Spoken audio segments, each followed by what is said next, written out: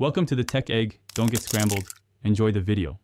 You'll start by confirming your Xbox Game Pass Core subscription is active on your Microsoft account. This unlocks the catalog and perks.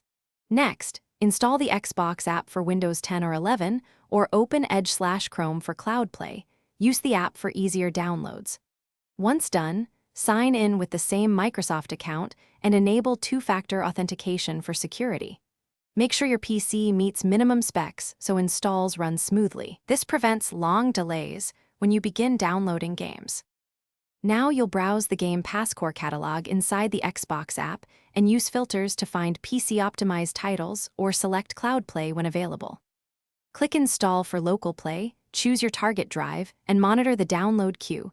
Prioritize big installs first. Once a game is installed, open settings to adjust resolution, frame rate target, controller mapping, and whether background downloads are allowed. Doing this ensures smooth performance and faster launches. It also prevents bandwidth contention during active play. Finish by launching a game and signing into your in-game profile to verify achievements and cloud saves sync correctly.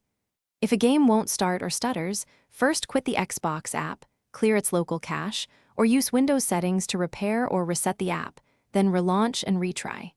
Make sure background apps aren't hogging CPU or network. If problems persist, collect your DXDiag, Xbox app logs, and error codes before contacting support so they can diagnose drivers, network, or account issues quickly. Thanks for watching. Consider subscribing if I helped unscramble your problems.